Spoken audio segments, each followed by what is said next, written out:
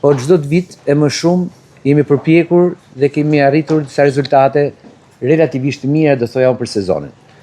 Por mendoj se ka shumë mundësi që së bashku të kemi dhe një sezon shumë të mirë, dhe ky takim është kryesisht për të dëgjuar njëri tjetrin, për të përmirësuar sa më shumë punën për këtë vend mrekullueshëm që kemi, për këtë mundësi të jashtëzakonshme që këtë bukuri këtij vendit me punën tuaj, me bashkëpunimin e bashkisë, të kemi mundësi ta kthejmë në një vend model. Për sa i përket mjedisit dhe pastrimit, jo për lëvdat, por ka lëshime shumë të mëdha nga vitet tjera, por ka diçka që mund të përmirësohen krejt lehtë.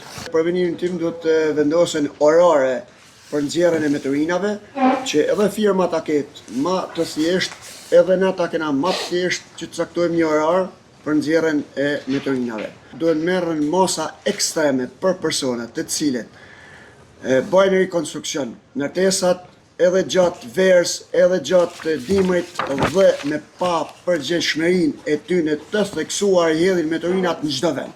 Dha shumë e turpshme, me qenë se këto nuk kanë turp, atëherë duhet të vendosen me ligj, sanksione, gjoba, deri në pezullim të aktivitetit tyre. Shoh shumë keq interpretimin për rrjetet sociale, velipoja kështu, velipoja kështu.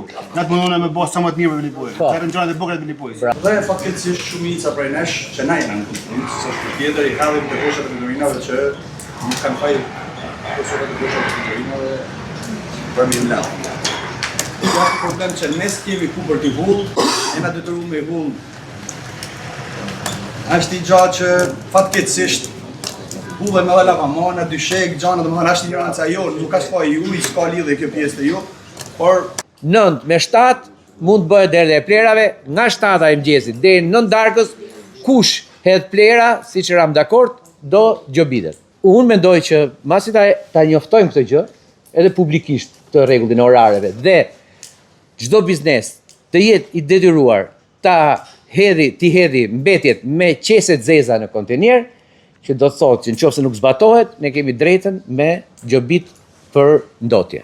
Ka rregulla shumë të forta për ndotje mjedisore. Shumë të forta. Edhe masa shumë të rënda. Edhe unë nuk du me përdor këtë gjuhë, por sot është jashtëzakonisht se ndotja mjedisore që bën njëri ja shkatron biznesin gjithë tjerëve.